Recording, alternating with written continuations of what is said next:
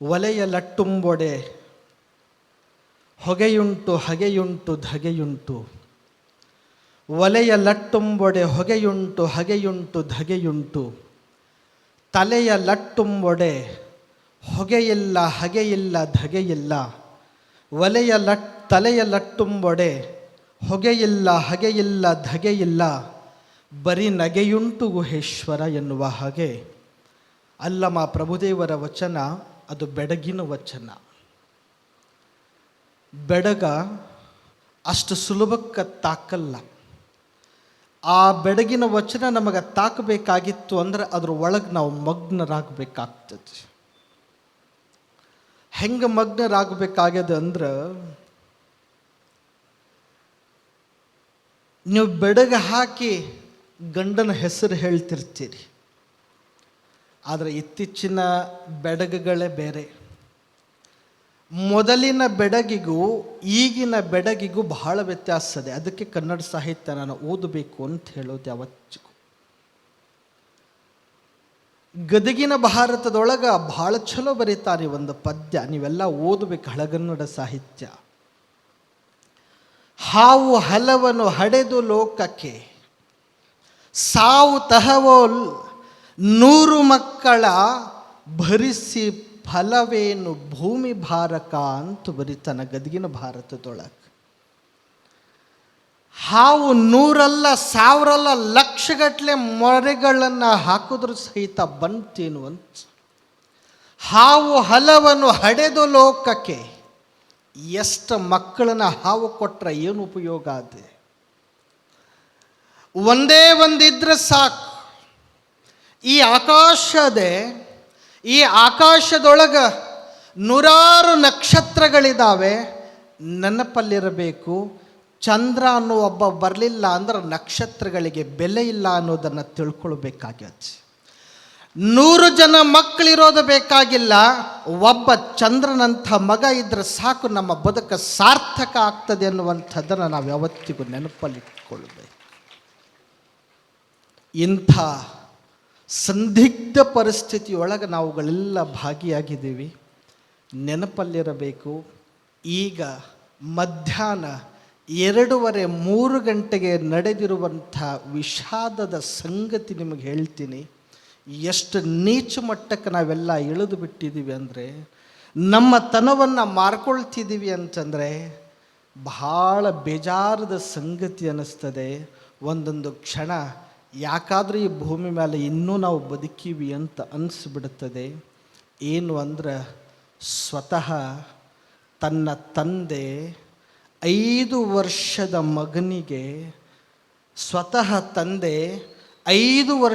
ಮಗನಿಗೆ, ನೀವೇನು ಜಿಗದ ಪಟ್ಟಿ ಹಚ್ತಿರಲ್ಲ, ಅದನ್ನು ಬಾಯಿಗೆ ಹಚ್ಚಿ ಮಗನಿಗೆ ಕೊಲೆ ಮಾಡ್ತಾನೆ ತಂದೆ ಅಂದರೆ ಯಾವ ಕೀಳು ಮಟ್ಟಕ್ಕೆ ನಾವೆಲ್ಲ ಇಳಿತಿದ್ದೀವಿ. ಅದಕ್ಕೆ ನಾನು ಹೇಳಿದೆ, 100 ನಕ್ಷತ್ರಗಳಿಗಿಂತ ಒಬ್ಬ ಚಂದ್ರ ಬೇಕಾಗಿದೆ. ಒಂದು ಚಂದ್ರನಿಂದ 1000 ಅಲ್ಲ, ಲಕ್ಷವಲ್ಲ, ಕೋಟಿಗಳ ನಕ್ಷತ್ರಗಳು ಮಿನುಗ್ತಾವಂದ್ರೆ 100 ಜನ ಭೂಮಿ ಮೇಲೆ ಹುಟ್ಟೋದು ಬೇಕಾಗಿಲ್ಲ.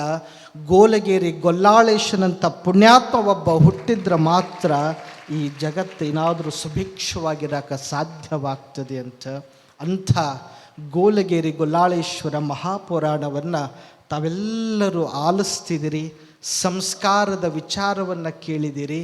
ಅದಕ್ಕೆ ಹೇಳದೆ, ಹಾವು ಹಲವನ್ನು ಹಡೆದು ಲೋಕಕ್ಕೆ, ಸಾವು ತಹವಲ್ 100 ಮಕ್ಕಳ ಪಡೆದು ಫಲವೇನು ಭೂಮಿ ಭಾರಕ ಅಂತ ಆ ಸಾಲುಗಳನ್ನು ಬಹಳ ಅದ್ಭುತವಾಗಿ ಬಿತ್ತರಿಸ್ಕೊಂಡು ಹೋಗ್ತಾರೆ. 100 ಮಕ್ಕಳು ಬೇಕಾಗಿಲ್ಲ, ಒಂದು ನಮಗೆ ಕಿಮ್ಮತ್ತಿನ ಮಗ ಆಯಿತು ಅಂದರೆ ನಾವು ಜಗತ್ತಿನ್ಯಾಗ ಅಳಿಯದ ಹಾಗೆ ಉಳ್ಕೊಳ್ಳೋಕೆ ಸಾಧ್ಯವಾಗ್ತದೆ ಎನ್ನುವಂಥ ಸಂಸ್ಕಾರಯುಕ್ತ ಮಗನನ್ನು ನೀವೆಲ್ಲರೂ ಪಡ್ಕೊಳ್ರಿ ಎನ್ನುವಂಥ ಮಾತುಗಳನ್ನು ತಿಳಿಸಿ, ನಾನು ಎಲ್ಲೋ ಓದ್ತಿದ್ದೆ ನಿನ್ನೆನೋ ಮೊನ್ನೆನೋ, ಏನು ಅಂತಂದ್ರೆ, ದೊಡ್ಡೋರು ಬಂದ ಮ್ಯಾಲ ನಾವು ಕಾಲ ಮೇಲೆ ಕಾಲು ಹಾಕ್ಕೊಂಡು ಕುಂತಾಗ ಆ ಬಂದ ಮ್ಯಾಲ ಎದ್ದೇಳೋದೇನು ದೊಡ್ಡದಲ್ಲ, ಇವತ್ತಿನ ದುಸ್ತರ ಪರಿಸ್ಥಿತಿಯೊಳಗೆ ಏನಾಗ್ಯದಂದ್ರೆ ದೊಡ್ಡವ್ರು ಬಂದಾಗ ಒಂದು ಕ್ಷಣ ನಮ್ಮ ಮೊಬೈಲ್ ಪಕ್ಕಕ್ಕಿಟ್ಟು ಸುಮ್ಮ ಕುಂದ್ರದು ಭಾಳ ದೊಡ್ಡ ಗೌರವ ಕೊಟ್ಟೋದೇ ಆಗ್ಯದ ಅನ್ನುವಷ್ಟು ಮಟ್ಟಿಗೆ ನಾವೆಲ್ಲ ಬೆಳಿಬೇಕಾಗ್ಯದೆ. ಹಣೆ ಬರ ಏನಾಗ್ಯದ ಅಂದ್ರೆ ತಲೆ ಬಗ್ಗಿಸಿ ಸುಮ್ಮ ನೋಡ್ಕೊತ ಕುಂತ್ವಿ ಅಂದ್ರೆ ಮುಂದೆ ಆನೆ ಹೋಗ್ಯದೋ, ಹುಲಿ ಹೋಗ್ಯದೋ, ಇಲಿ ಹೋಗ್ಯದ ಅನ್ನೋದು ಮರ್ತು ಬಿಡ್ತೀವಿ. ಹೇಳುವ ತಾತ್ಪರ್ಯ ಇಷ್ಟೇ, ಇದಕ್ಕೆ ಸಂಸ್ಕಾರ ಅಂತ ಕರೀತಾರೆ. ಈ ಸಂಸ್ಕಾರಕ್ಕೆ ನಾವೆಲ್ಲ ಅಣಿಯಾಗಬೇಕಾಗ್ಯದೆ. ಇಂಥ ಸಂಸ್ಕಾರ ಮಕ್ಕಳಿಗೆ ನೀವೆಲ್ಲ ಕೊಡಬೇಕಾಗ್ಯದೆ. ಒಬ್ಬನೇ ಮಗ ಯಾರಿಗಾದ್ರೆ 4 ಇರ್ತಾವನು 10 ಇರ್ತಾವನ್. ಒಬ್ಬನ ಮಗ ಇರಲಿ ಪರವಾಗಿಲ್ಲ, ತಲೆ ಮೇಲೆ ಇಟ್ಕೊಳ್ಳುವಷ್ಟು ನಿಮ್ಮ ಮಗನಿಗೆ ಲಾಲನೆ ಪಾಲನೆ ಮಾಡೋಕ್ಕೆ ಹೋಗಬೇಡ್ರಿ. ಒಂದು ಕ್ಷಣ ನೀವು ತಲೆ ಮೇಲೆ ಇಟ್ಕೊಂಡ್ರಿ ಅಂದ್ರೆ ನಿಮ್ಮ ತಲೆ ಒತ್ತಿ 6 ಅಡಿ 3 ಅಡಿ ಒಳಗೆ ಅವನ ಇಡ್ತಾನ ಅನ್ನೋದನ್ನು ನೆನಪಿರಲಿ. ಇದನ್ನು ನೆನಪಿಡಬೇಕಾಗಿದೆ.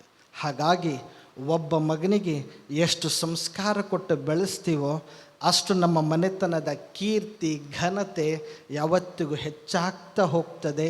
ಅದಕ್ಕೆ ಸಂಸ್ಕಾರ ಇದ್ದ ವ್ಯಕ್ತಿ ತಿಪ್ಪಿ ಒಳಗಿದ್ದರೂ ಉಪ್ಪುರಿಗಿಗೆ ಹೋಗ್ತಾನೆ. ಇನ್ನು ಸಂಸ್ಕಾರ ಇಲ್ಲದವ ಉಪ್ಪುರಿಗೆ ಆಗಿದ್ದರೂ ತಿಪ್ಪ್ಯಾಗ ಬಂದು ಬೀಳುತ್ತಾನೆ. ಸಂಸ್ಕಾರ ಇಲ್ಲದ ವ್ಯಕ್ತಿ ಉಪ್ಪುರಿಗೆ ಆಗಿದ್ದರೂ ತಿಪ್ಪ್ಯಾಗ ಬಂದು ಬೀಳುತ್ತಾನೆ. ಹೇಳುವ ತಾತ್ಪರ್ಯ ಸಂಸ್ಕಾರ ಅನ್ನೋದು ಬಹಳ ಮುಖ್ಯ ಆಗ್ಯದೆ.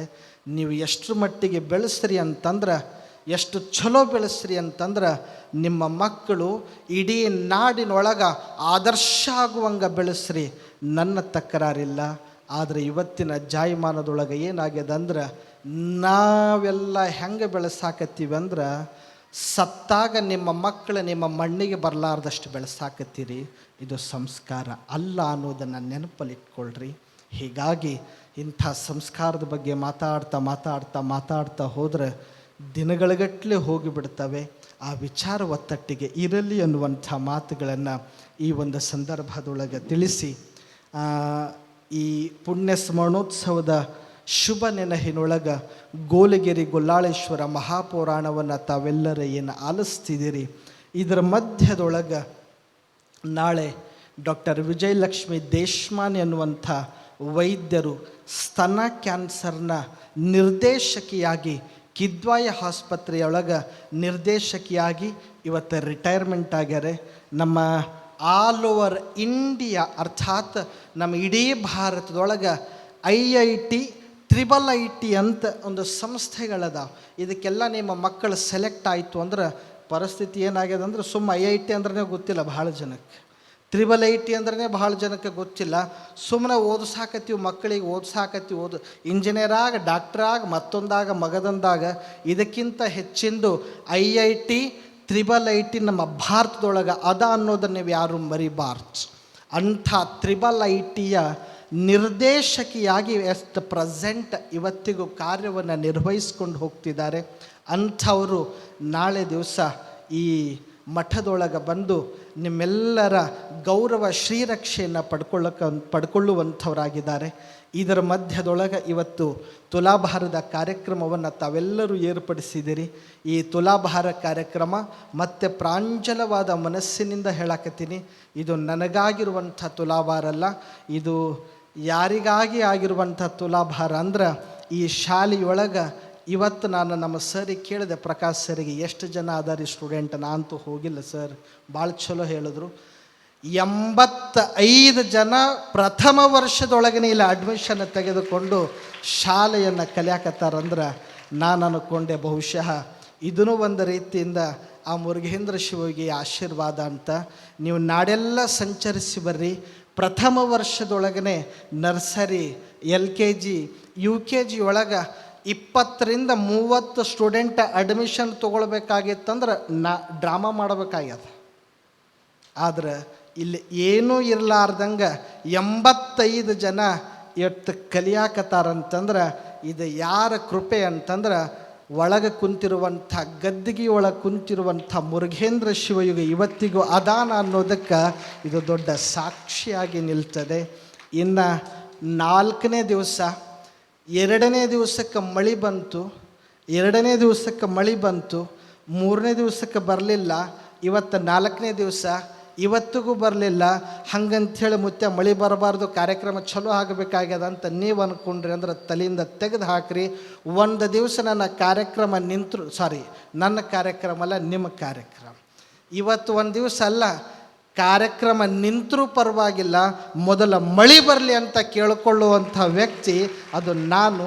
ಅದು ಒಳಗಿರುವಂಥ ಆ ಸಿದ್ಧರಾಮ ಶಿವಯೋಗಿಯ ಕೃಪೆ ಏನು ಅಂತ ನಾನು ಭಾವಿಸ್ಕೊಂಡು ಆ ಮಳೆ ನಮ್ಮೆಲ್ಲರನ್ನ ಕಾಯಾಕತ್ತದೆ. ನಿಮಗೆ ಎಷ್ಟು ಹಸಿ ಆಗಬೇಕಾಗಿತ್ತು ಹಸಿ ಆಗ್ಯದೆ. ಇವತ್ತಿನ ದಿನಮಾನದೊಳಗೆ ಸಮಯಕ್ಕನುಗುಣವಾಗಿ ಮಳೆ ಬರೋದು ಸಹಿತ ಮನುಷ್ಯ ಇದ್ದಂಗೆ ಆಗ್ಯದ. ಅದನ್ನು ಯಾವಾಗ ಹೆಂಗೆ ಬದಲಾಗ್ತಾರೋ ಗೊತ್ತಿಲ್ಲ. ಹಂಗೆ ಮಳೆನೂ ಒಂದೊಂದು ಸಲ ಆಗಾಕತ್ತದ. ನಮ್ಮ ಜೊತೆಗೆ ಸೇರಿ ಆ ಮಳೆ ಸಹಿತ ನಮ್ಮಂಗೆ ಆಗಿಬಿಟ್ಟದೆ. ಹಂಗಂಥೇಳಿ ಮಳೆ ಅಂತಲ್ಲ, ಆ ಮಳೆಗೂ ಒಂದು ಅಂತಃಕರಣ ಅನ್ನೋದದೆ. ಆ ಮಳೆಗೆ ಅಂತಃಕರಣಕ್ಕೆ ನಾವು ನೋವು ಮಾಡಿದ್ವಿ ಅಂದ್ರೆ ಒಂದು ಕ್ಷಣ ನಮ್ಮಿಂದ ದೂರ ಹೋಗ್ತದೆ. ದೂರ ಹೋಗಬಾರ್ದಾಗಿತ್ತು ಅಂದ್ರೆ ನಾವೆಲ್ಲರ ಪರಿಸರ ಪ್ರೇಮಿಗಳಾಗಬೇಕಾಗ್ತದೆ. ಅದಕ್ಕೇ ಜೂನ್ 5ನೇ ತಾರೀಕು ಪರಿಸರ ದಿನಾಚರಣೆ ದಿವಸ ಈ ಶಾಲೆ ಪ್ರಾರಂಭ ಆಯಿತು. ಪ್ರಾರಂಭ ಆದಾಗ ನಾನು ಯಾರೂ ನಿಮಗೆ ಏನೂ ಕೊಟ್ಟಿಲ್ಲ. ನಾವೆಲ್ಲರೂ ಕೊಟ್ಟಿದ್ದ ಏನು ಅಂದ್ರೆ ಒಂದೊಂದು ಸಸಿಗಳನ್ನು ನಿಮ್ಮ ಮನೆಗೆ ತೆಗೆದುಕೊಂಡು ಹೋಗ್ರಿ ಅಂತ 101 ಸಸಿಗಳನ್ನು ಈ ಶಾಲೆಯಿಂದ ಎಲ್ಲ ಪಾಲಕ ಪೋಷಕರಿಗೆ ನಾವೆಲ್ಲ ಕೊಟ್ಟಿದ್ವಿ. ಅದನ್ನೆಲ್ಲ ತಾವು ಬೆಳೆಸ್ರಿ ಅನ್ನುವಂಥ ಮಾತನ್ನು ಈ ಒಂದು ಸಂದರ್ಭದೊಳಗೆ ತಿಳಿಸಿ, ಇನ್ನು ಈ ಕಾರ್ಯಕ್ರಮ ಇನ್ನೂ ಹೆಚ್ಚೆಚ್ಚಾಗಿ ಮುಂದುವರ್ಕೊಂಡು ಹೋಗ್ತದೆ. ಈ ಕಾರ್ಯಕ್ರಮದೊಳಗೆ ನಿಮ್ಮೆಲ್ಲರ ತನು ಮನ ಧನದ ಸೇವೆ ನಿರಂತರವಾಗಿ ಅದ ಅನ್ನೋದಕ್ಕೆ ಇಂಥ ಕಾರ್ಯಕ್ರಮಗಳು ಜರುಗ್ತಿದ್ದಾವೆ. ನಾನು ಪ್ರಥಮ ದಿವಸಕ್ಕೆ ಹೇಳಿದ ಹಾಗೆ ನಾನು ಏನೋ ಬೇಡ ಅಂತ ಮೀಟಿಂಗ್ನೊಳಗೆ ಏನು ನಿರ್ಧಾರ ಮಾಡಿದ್ರು ಅದೇ ತಲೆಯೊಳಗೆ ನಾನು ಇದ್ದೆ. ಆದರೆ ನಿಮ್ಮೆಲ್ಲರ ಭಕ್ತಿ ಬಹುಶಃ ಅದು ಒಳಗಿರುವಂಥ ಪುಣ್ಯಾತ್ಮನ ಆಶೀರ್ವಾದ ಅನ್ನಿಸ್ತದೆ. ನೀವೊಬ್ಬರ ಯಾಕ್ರಪ್ಪ, ನಿಮ್ಮ ಜೊತೆಗೆ ನಾನು ಒಂದು 4 ಹೆಜ್ಜೆ ನಡ್ಕೊಂಡು ಹೋದ್ರೆ ಭಾಳ ಚಲೋ ಆಗ್ತಿದೆ ಅನ್ನೋದಕ್ಕೆ ನೀವೆಲ್ಲರೂ ಭಕ್ತಿಯ ಕಾಣಿಕೆಯನ್ನು ಸಮರ್ಪಣೆ ಮಾಡ್ತಿದ್ರಲ್ಲ, ಆ ಭಕ್ತಿಯ ಕಾಣಿಕೆನೇ ಶ್ರೀಮಠಕ್ಕೊಂದು ಶಕ್ತಿಯಾಗಿ ನಿಂತದ ಅನ್ನೋದಕ್ಕೆ ಈ ಕಾರ್ಯಕ್ರಮ ಮತ್ತೆ ಸಾಕ್ಷಿ ಆಗ್ತಿದೆ ಅನ್ನುವಂಥ ಮಾತುಗಳನ್ನು ಈ ಒಂದು ಸಂದರ್ಭದೊಳಗೆ ತಿಳಿಸಿ